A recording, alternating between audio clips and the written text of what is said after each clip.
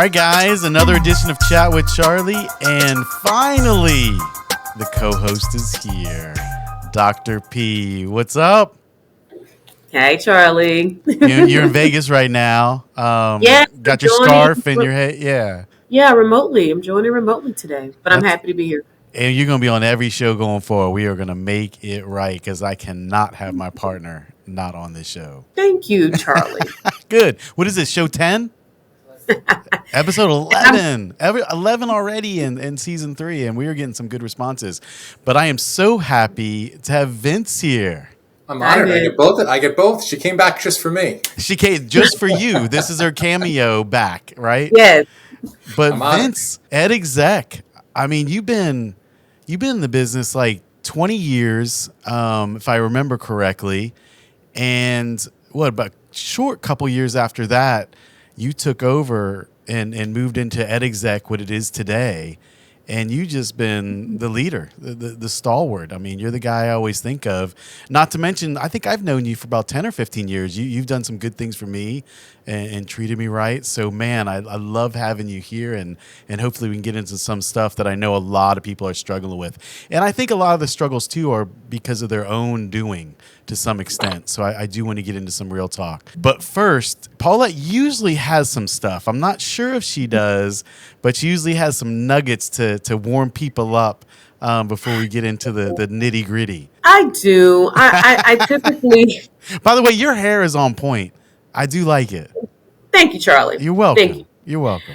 He just misses me, Vince. That's all. He misses me. Understandable. So, Vince, we are in our roots are admissions. Okay, mm-hmm. Charlie and I.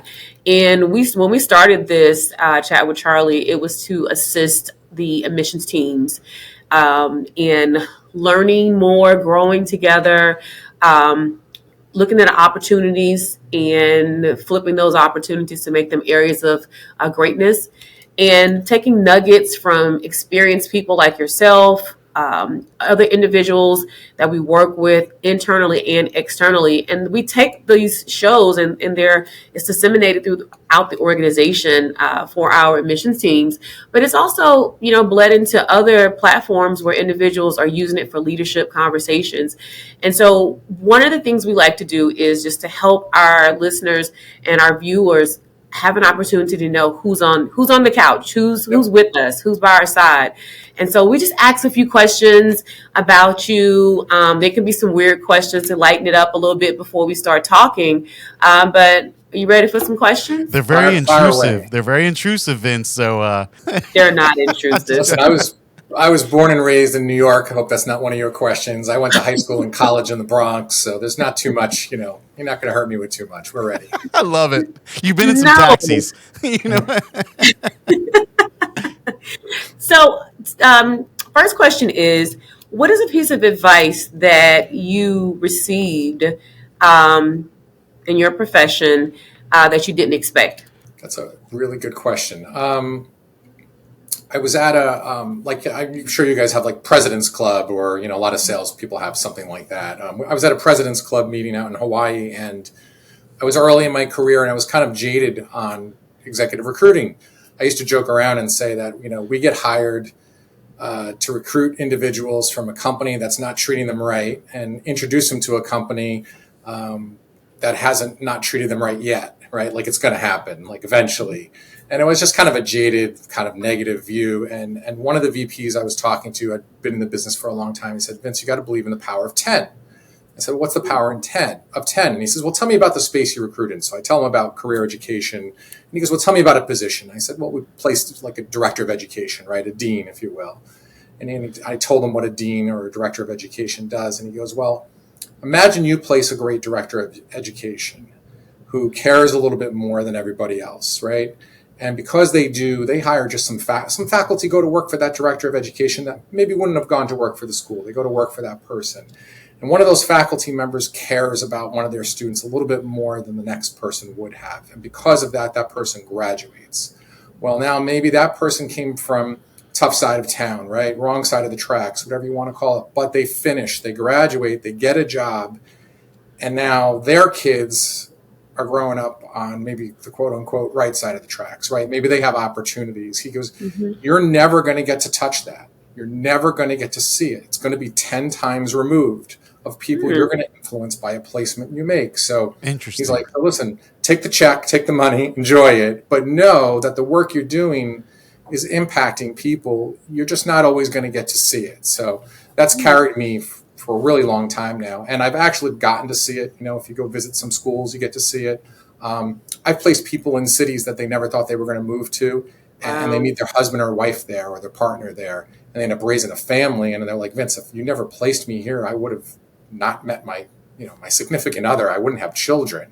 So, so yeah, sometimes we're the forgotten ones, the headhunters or the recruiters, if you will. But I don't know if that's the real name of it, the power of 10, but I call it that. We get to affect 10 people that we're never going to meet, see, or touch.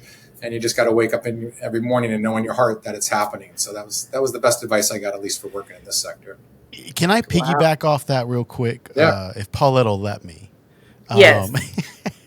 So there's a show, Glengarry Glen Ross, and a lot of people have seen it. There's good and bad in that, but there's a line in there. I'm gonna paraphrase a little bit probably, but I can't remember where it's at. But there's a statement in there that says, your job is to not work with one person once. Your job is to work with one person 15 times over, 20 years. That's what your job is. And I feel like you're kind of saying that in a way too, but I also know that's how you carry yourself. Just in my instances, over the 10, 15 years we've known each other. And I think some people forget that, not only in recruiting, but like you're saying, the power of that influence that you have in there. We're looking for the quick, instant gratification, and we forget the long-term effect. Yeah, maybe a smaller or whatever it is, but the retention or the residual of that over 15 years, over 15 things is a lot better. And that movie has a lot of things that stick out to me, good and bad. But that one phrase I've always thought about. Is that kind of what you mean too, or is that part of your mantra in a way? I mean, that definitely plays into it, and he might have stolen it from this movie for all I know. I was a young kid. No, I don't think so. Influenced at that time. Was he drinking coffee? No, it was cocktail hour, but no, but it definitely stuck with me. It's just that, as a recruiter, once we place somebody and we check in on them, they're doing well and they're in their new job. Well, we're kind of done, right? Like, we're going to stay in touch with them. But if you're happy in your job, you're probably not calling me again, other than maybe to, refer a friend or turn me on to somebody else. But we might not be talking actively again for quite some time. Sure. And it's like, well, what's the thank you, right? Yeah, we get paid well for what we do, but you get to go to graduation, for example, right? You get to see all those students you enroll graduate and all their families proud of them. We don't get to see that. We make the placement and it's over, right? We don't get to see the new homeowner in their new home, right? We don't get invited for cocktails. We might get some nice gifts in the mail, but it's kind of done. But if you think about what you're doing, and especially once you understand how these schools work, you are impacting a lot of people's lives. Yeah. It was good. Continues to carry me. No, I like that, and and sorry, Paul, I know you got another probably couple questions, but we just chop it up, right? It's a podcast, we just talk about it, so we kind of interrupt each other at times too, and conversate. But it's just for me in recruiting, and I'm going to lead to a specific question, but you and I've always stayed in touch. Doesn't mean I'm looking for a job, but hey, do you know someone that may be good suited for that or something like that?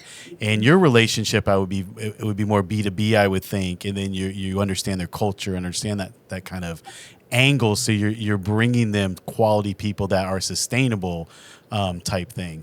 Now, as you look back, say 2010, 2015 to now, 2020, 2024, what's changed a little bit for you that you have seen as far as from the expectation of the employer?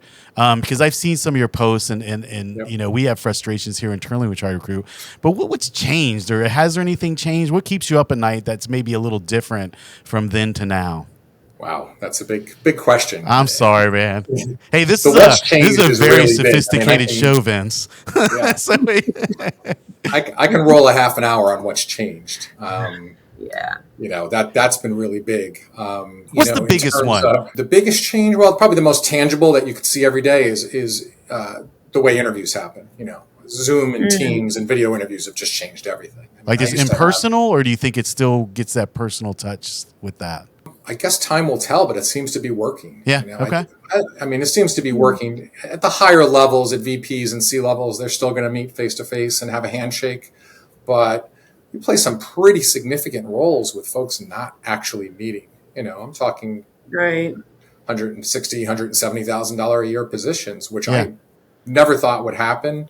It happens. It's just made the interview process much faster, and it has saved clients a lot of money. I mean, they used to, you know, I'll give you an example. I used to have a client who would, and a lot of clients do this, right? If you were hiring a director of admissions, they'd have interview number one, you know, maybe with the campus director, and then interview number two with a regional or a VP, and then, you know, maybe then they would get on a plane and go to headquarters and go meet with all the folks that were there, everybody, and then the company would also fly in all those other folks. They'd fly in the campus president because maybe they were on, you know, the east side of Virginia. You know, they were at Virginia Beach and they needed to come over to the west side to Manassas, right? Or like whatever it might be.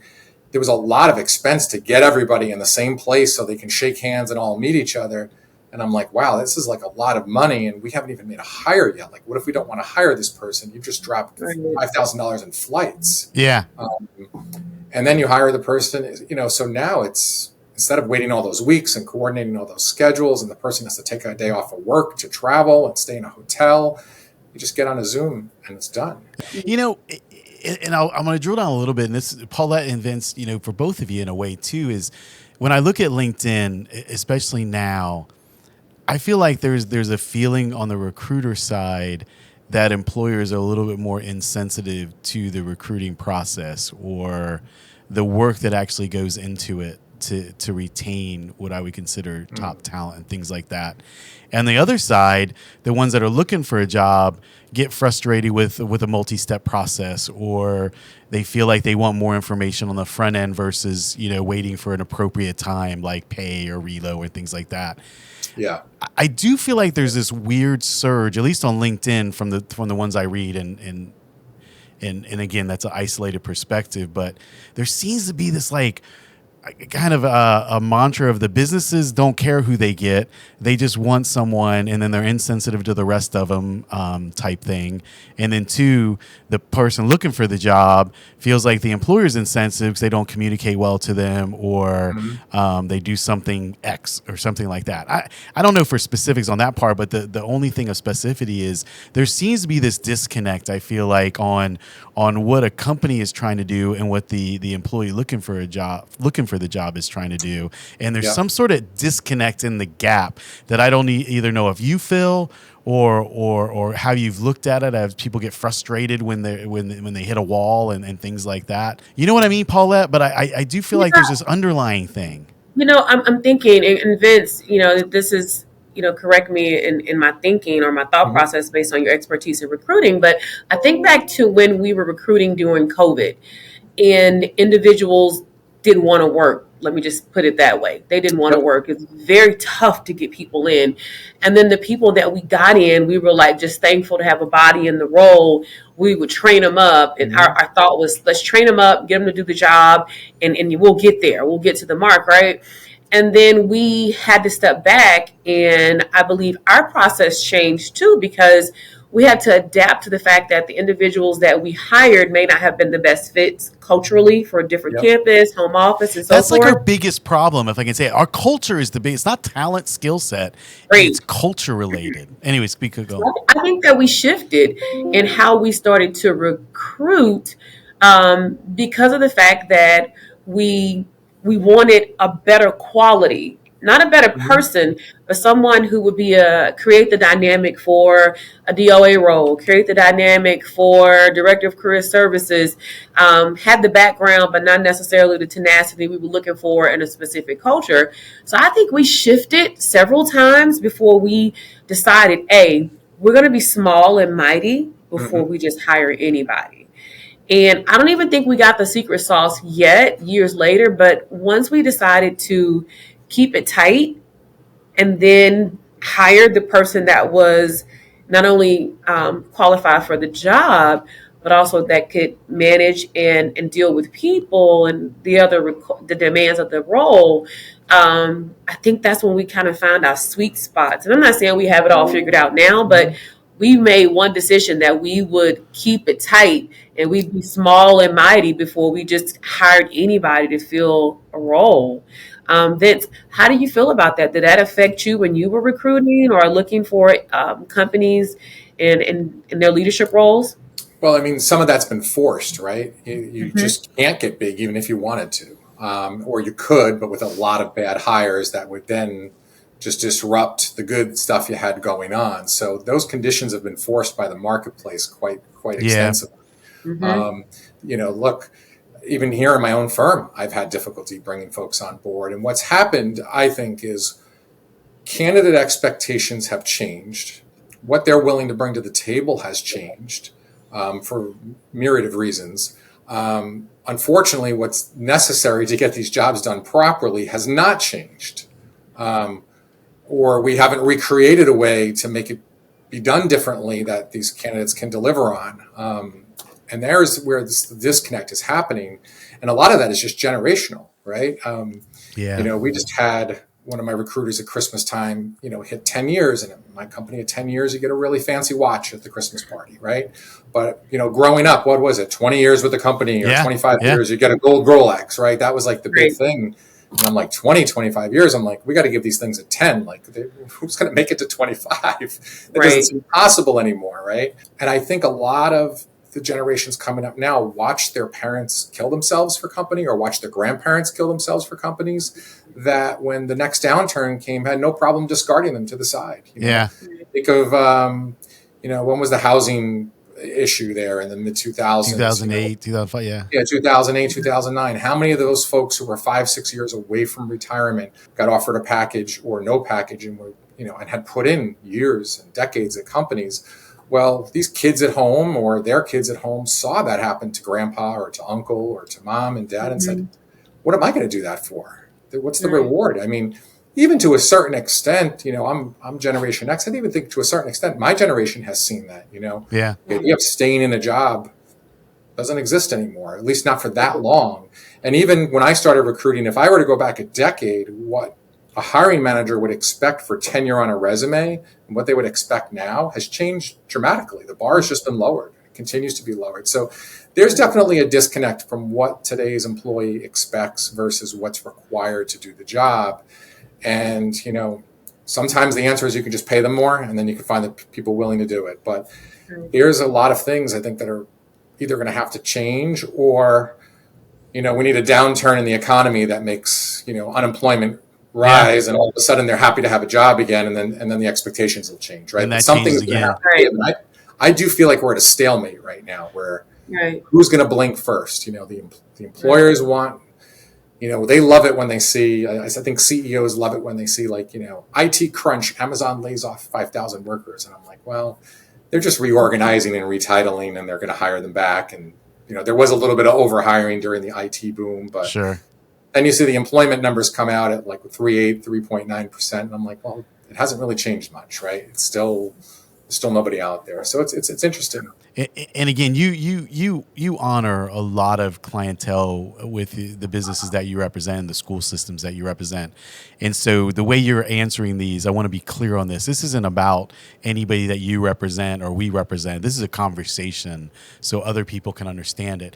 And one of the things I want to say... sorry to interrupt. These hiring trends, we could be talking about manufacturing, healthcare, absolutely, hospitals, IT. This isn't just an education thing. Restaurant business, take your pick. We're talking about things going on generationally, the labor force and unemployment states. These affect all sectors. This isn't necessarily. And there's two things with that too. I see, businesses want a champagne talent on a beer budget, for a phrase from my dad when I used to go out all night, So they're not willing to pay for the talent to some extent, but they have all these high expectations. And get your thought on that and what you see with your colleagues and the frustration that may go along with that. And then the other one too that hits us, and I don't know what will hit you as a recruiter.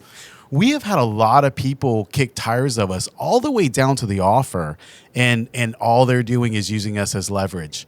And so it's weird. It's like the employer doesn't treat them the way they should until that person's ready to walk out the door, and then they recognize their skill set and reward them on that. And that's something I've seen too. Do you see a little bit of both of those, or one of those, or none of those? I mean, counter offers have been around, as long as time. Sure. But they're definitely, it used to be every 4 or 5 candidates would get someone being made offered a counter offer, and maybe they would take it, maybe they wouldn't. Now we just expect, and we prep our clients for it, expect every single person to get a counter offer. And it's not just financial, it's going to be emotional, it's going to be positional. Yeah. So someone needs to be talking about those things with candidates. Certainly at Ed-Exec, we do from, if you worked with us from day one, say, listen, hey, if you leave, you're probably going to get a counter offer. And we let them know, look, I have a vested interest, right? I don't want one of my candidates to take a counter offer. That's how we make money, right? That's we play right. somebody. So I let them know, hey, listen, do your due diligence now. Start thinking about counter offers. Google it, pros and cons of counter offers. There's endless articles out there, but get them thinking about it. Also, you have to think about why were they looking to make a move, right? What motivated them other than just, sometimes at a lower level, it's just more money, right? Better position. Mm-hmm. But generally there's something going on that has people less than satisfied. So, bringing them back to, are we solving what has you upset at your last job? Does this new organization solve that?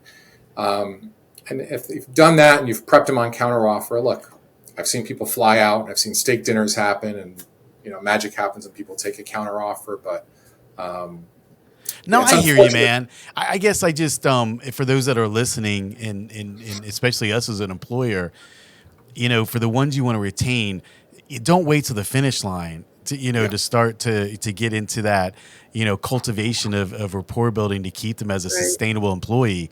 And I feel like for me, and maybe it's just the time in my position now, I see a little more of that, a little bit more of they underappreciated until the offer comes, and then all of a sudden they're very appreciated.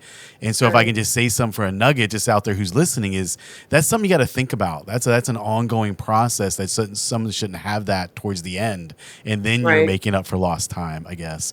And then the other thing, even for us, we sometimes want Michael Jordan, and we want to pay Steve Kerr, if anybody knows that reference. And I think that can be frustrating too, because 2024 you've got a skill set that you're looking for, and they've got to understand the revenue potential and all the other things that go with that when you want that kind of champagne kind of talent, if you will. So that's kind of where I was going with it.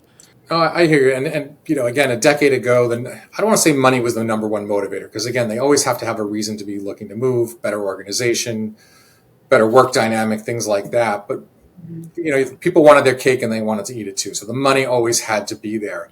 Now, I'd say the number one request is work-life balance. People will take less money. They don't care. You're going to pay me $150,000? Oh, I got to do 2 late nights a week and I got to come in every other Saturday? Nah, I'm not interested. I'll stay at my 120 job. I work hybrid 3 days a week now. I don't need to do that. And that's where I'm going with it, man. I'm glad you said that. That's what I feel like is happening, is that same thing. And geography too. Sometimes, I took a job and I did not want to live. I'm even talking to you sometimes. You're like, look at the job. I'm like, I can deal with it for a little bit. Now, I think those other things supersede that, as far as geography, work-life balance, the emotional side of it from the grind of the job, those type of things that trump a little bit of the income of it, or the revenue potential for yourself of it. Paulette, I know you had some stuff, and I don't want to stay on this subject too long. Okay, that's okay. It actually bled into what you were asking the question about, because you mentioned your team, and how many are on your team, Vince? Yeah, we just expanded. So we just brought on 2 more. So if researchers and all, we're about a dozen if I count everybody behind the scenes. So going back to how you're recruiting and that intangible reward, because that I like that intangible reward that you talked about, and the advice part of it, and that correlates to what we do in admissions. Although we do get a chance to go to graduations and we see the hugs, the kisses, the family and the kiddos or what have you. Get back on the phones though. Right, it's intangible, right? For what the reward and the outcome is going to be. So it's for me. My question for you is, how did the landscape change for you with your team? Because you have a team of 12. Mm-hmm. You had to hire, you had to train, you had to coach, you had to mentor. How did the landscape change for you over the last few years so that you still kept, giving these intangible rewards to other employers in meeting that supply and demand? Yeah. A lot of ways. So one, we're hybrid now, we're almost fully remote. We still have our offices in Glastonbury, Connecticut. I still go there just about every day. Not as much in the summer, but just about every day. And we just had actually everybody in the office last week. So I had to make a commitment. That happened through COVID, right? We had people were home. We had to keep working. I actually had one of my more senior recruiters move to North Carolina, a decade ago or 5, 7, 8 years ago. So that kind of started the trend towards it. And I said, well, what am I going to lose a great recruiter for? He can work from down there. He can work from here. We'll make it work. And he was our first virtual employee and really got the tools and the platforms in motion to make it happen. So one, we're virtual. Two, you have to have a career path, right? They have to know, where am I going with this? Like, where do, if I'm coming on as a recruiter, as a junior recruiter or a researcher, where do I end up? So for example, like Ed-Exec at 3 years, you become a senior executive recruiter. Well, what happens as a senior executive recruiter? Well, one, the work you do is not so nut and bolt in the trenches. You get to do some higher level stuff. Two, your compensation package changes radically. Three, you get some people underneath you, researchers and things like that, to do some of the, grunt work, for lack of better terms, that you were doing, kind of year after year. So there's a career path of where it goes and how we can scale. So there's always something to be working towards, and even how we pay folks gets scaled as you produce more. You get a bigger piece of the action, if you will, for lack of better terms. Now, I know in education you can't do that, but other things you can do is the scalability, right? Position levels. Where can I go with my career? Is this a dead end, or can I have Charlie's job one day, 20 years from now? Paulette, don't even look at me. Yeah. Where does this go? Where can I go with it? Right. I think a little bit is, and it's exhausting for managers, but you really got to keep everybody on the Kool-Aid all the time. And it's exhausting because sometimes you don't want to keep them on the Kool-Aid. You just want to put in your week, and you just want everybody to do their job, and you don't want to have to rah-rah them and keep them inspired and share great stories. Yeah. Last week I said I'm not a cheerleader. Yeah, I'm not a cheerleader. I know. You weren't born a cheerleader or a swimmer. Charlie, stop it. What? She's taking swim lessons. She's taking swim lessons, Vince. And I keep telling her it's sink lessons, but But I appreciate that you were transparent there, because I was writing as you were talking, and it correlates exactly what the DOAs do. Yes. You have to identify your employee needs. You have to set clear goals. You have to set expectations. You have to have a growth track to talk to them about, and even build the culture as a leader when all you want people to do is to come to work and do their job. And this is any leader too. It's not just us. I mean, it translates to us, but it's anybody. Right. And we just went through this, Vince. We just did layers for that very reason. We hadn't done it for years. And now we put in steps for growth in there because we know that. And I would say what you just said is a proactive strategy, not a reactive strategy. Correct. Yeah. And it should start day one. Like there should be, I hate to keep saying get them on the Kool-Aid, but get out your movies and get some inspiration. You watch like Wolf of Wall Street, did everybody want to go work for that guy because they were making lots of money? Well, yeah, they wanted the money, but it got bigger than the money. It was part of that, that circle or that charisma, like-minded people. Yeah. Yeah. And that energy of this, this bullpen of people on the phones going wild who were having success. That's the Kool-Aid, right? The money was nice. That comes afterwards, but it was that and where you can go with your career. That's the kind of stuff. So, day one, like, do you have the swag on the table? They should have coffee cups. Right. They should have a golf shirt. They should have whatever. Get them some Stanley Cups. Get them whatever you got to get them. Right. Get them in on the culture. Get them in on the slogans. Just have there be some excitement there.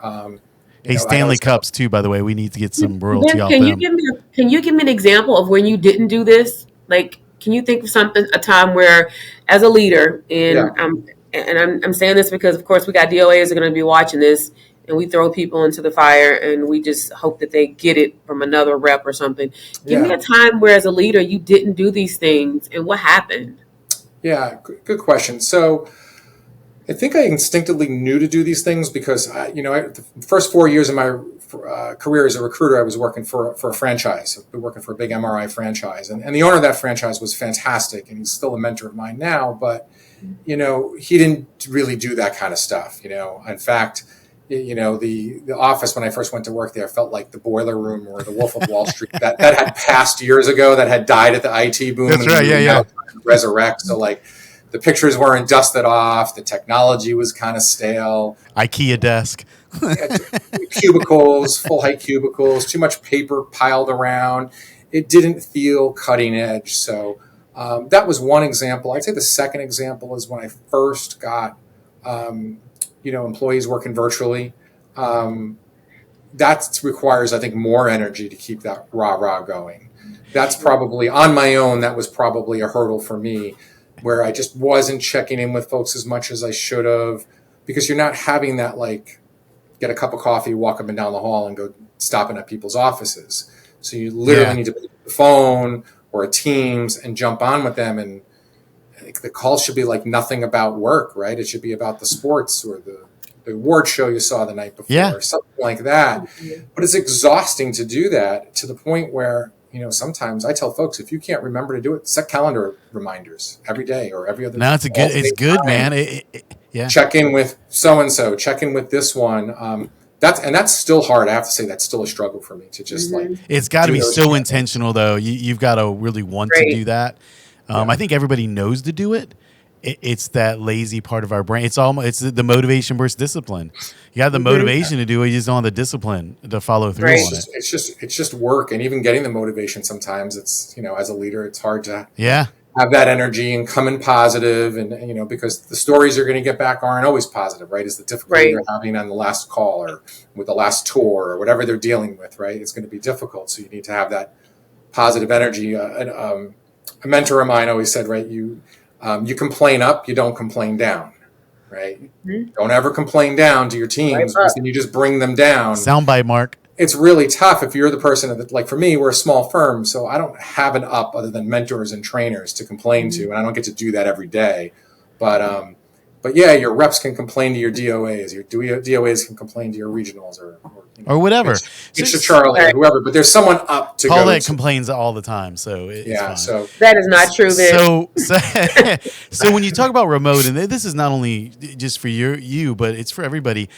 How have you done with, and if it's good or bad, it doesn't matter, but how have you done with retaining the culture and the vision that you have for your organization with those that aren't, rubbing shoulders with you every day? They don't feel the smile or the vibe in the air. How do you do that? Yeah, great question. So in full disclosure, I've never fully trained remote. I always I brought them in to train and then kind of set them out to fly. So that helps a lot. Like I said, I bring them in-house quarterly, so that keeps that touch there. Yeah. And that helps a lot also. We do every morning, 9 a.m., we have a stand-up, Zoom meeting, and everybody's on it. It can sometimes take a while, and people get a little bored with it, but we talk through everybody's deals, right? So we talk through all the candidates, we talk through the new resumes who've come in. And usually, even though people have their own teams and they've had their conversations, I'm going to take a bird's eye at it and have those conversations. So listening, another team listening to another team's deals or me talk about them, what's going on with this candidate, what's going on with that job, that client, can they reload, tell me about their family. We're getting nitty gritty on stuff that doesn't necessarily bring them any money or results, but they're hearing that and they're hearing how we handle it over and over, morning after morning. I think that continues to build the culture. Yeah, that muscle memory from hearing it and things like that. That's I found been the best way, virtually. Other than the default answer is like bring them in quarterly or have a retreat or. Right. But you've obviously done a good job at it. And Paula, if you don't mind, I'm going to ask a Kung Pao question here. Yeah. We need a gong or something for the Kung Pao question. Is that part of the show? There you go. You can just ad-lib it, Vince. No. Okay, we'll stop it. So, if there's a C-suite person listening to this, a VP or hiring manager, anybody, why would they choose to use, in particular you, but why would they choose to use an outside recruiter? What are the main reasons that they should look at as they look for talent? So people will usually come to firms for, a few different reasons, right? One is they've had a position open and they can't fill it, right? It's just exhausted. They've had postings, their internal talent acquisition has tried, and they need a higher level of service to get access to candidates, right? That's one reason way they come to us. The second is they need it done fast, right? So they might call us and say, look, we have talent acquisition, we have postings, and we want you all at the same time because we need all the best candidates we can get as quickly as we can get them. Time is money here, right? Right. And then the third is, clients won't even start the search. So they'll say, Vince, you and your team, day one, do this. We need it handled. We need the messaging out there to be consistent. We don't need it to be confusing for candidates. You guys handle it from day one. And they'll do that for higher level positions, that are just too important. They'll do that for confidential positions. So a variety of reasons. Sure. Those are really the three stages we see it at. Kind of Okay. day one, you handle everything. Hey, we've tried and we've had no luck. We need your help. Or, the other one is just speed to hire, right? We just don't have time to get as many folks as we can get as quickly as possible. And I know you, for your dedicated clientele, I mean, you go to those corporate offices, you walk the halls, and I mean, you go out there, if I remember correctly, and get to know those people face to face, see the walls that these guys are going to see. And I don't think that's a secret sauce, but I think that's a credit to the tie that you make with the companies and for the future employees that you're going to kind of recruit for them. Yeah, I've never asked a client if we can come see their school or their headquarters, and they said no, because I'm not making a sales call, right? They've already done business with us, right? So we've got the client, and it's not even like I'm coming to sell an add-on. We just want to say hello, and sometimes we don't even need to see the corporate folks. We're just going to see one of the schools. So if I know my team is traveling and they're going to be in a city where we have a client, I'll usually try to set up a tour. And that could just be as simple as calling the campus director there and saying, hey, one of my guys is going to be in Nashville, Tennessee. They'd really like to come see your school, see what you do there. And they're like, absolutely. We'll set up a full tour. We show them everything we do here. Actually, it was an audio engineering school. Like, we're going to be laying down a track and there's going to be people in here recording that day. And, the guy had a great time going to see that stuff. Yeah. That's cool. Yeah, when we can. COVID's kind of handicapped that obviously for a while, but actually President's Day weekend I just got in to see some clients at a school, so that's neat. Awesome, man. Are you doing any other verticals, or is it just mainly the education vertical? Charter schools K through 12 is kind of our biggest. That's been big business, isn't it? I've watched the charter school scene. There's a lot of transferable skills from us in post-secondary that they've learned a lot from. Yeah, and it's a similar model where you'll get these management companies that will have multiple schools underneath them, and then they can have some economies of scale that they can roll out. Everything from curriculum development to technology that one individual school might not be able to afford, but across 30 they can afford it, right? And they can get some better resources for the children who attend their schools. So it's been a neat market for us. So will you recruit for, and not entry level, but will you recruit for, and I don't mean lower level either, I got to find the right word, I don't know what it is. Will you recruit for here, mid-level, executive, C-suite, or do you have a certain level that you just kind of concentrate on with you and your team? So it used to be, if we're talking in higher ed, it used to just be your campus management positions, right? Those were happening like every operators. Day. Operators, directors of admissions, directors of education, directors of financial aid. Just take all your director of each department, career services, student services, you name it. And then, of course, the functional positions above them, right? We used to scale right up to the C level. We still do all of those. We've gotten called on more than ever over the last 2-3 years, and probably to your point of having Paulette, of having those smaller teams, is admissions representatives. Paulette, you know that. No one would ever pay for admissions representatives. Man. We filled more admissions representatives positions this year than I probably have in the last 3. Those cats went to mortgages and never came back. I got to ask one more question, Paul. I'm turning over to you. I like to monopolize the conversation, but I'm going to throw a name out to you. Blast from the Plaza. This popped in my head. Ned Levine. Do you remember him? I do remember, yeah. Have you talked to him lately or anything?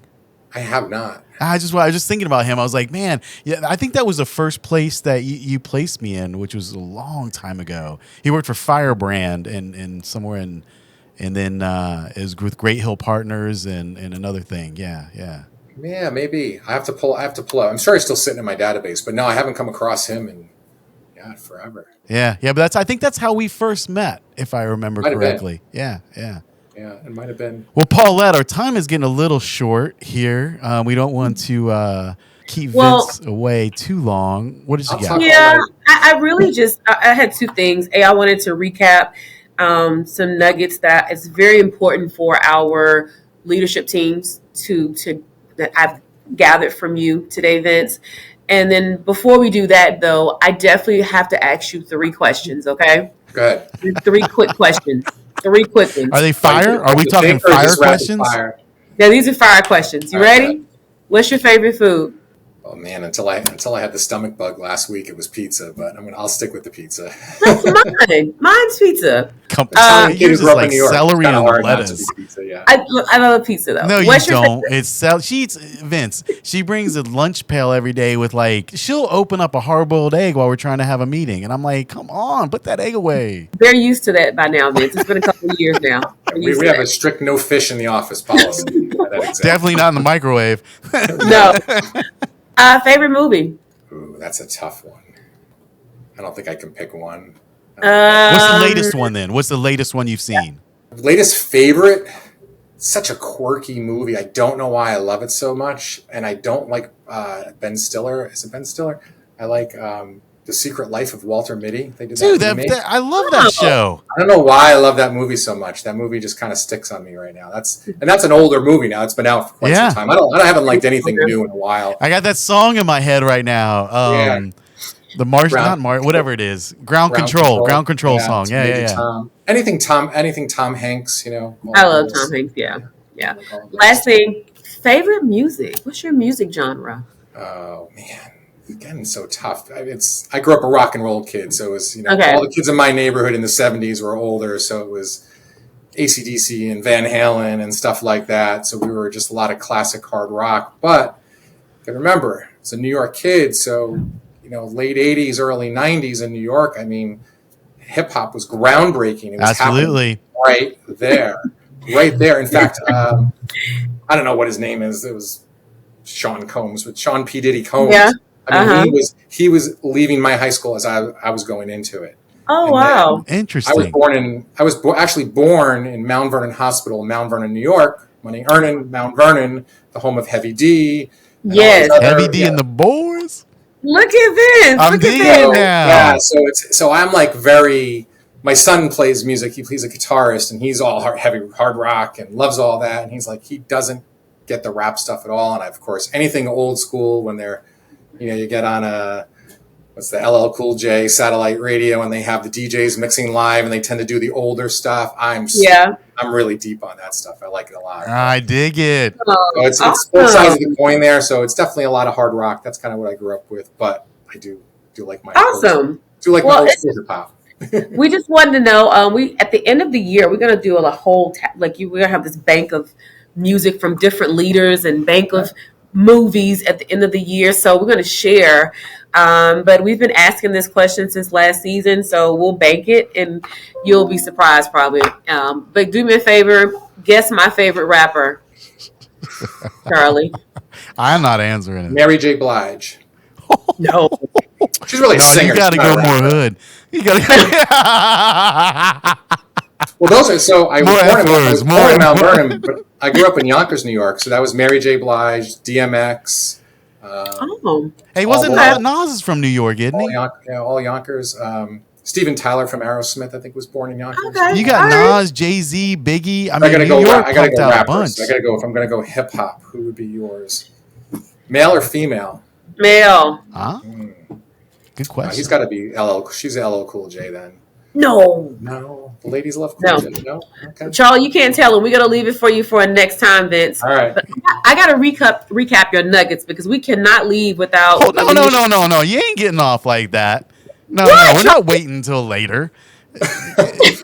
He asked a question, and you got to answer it.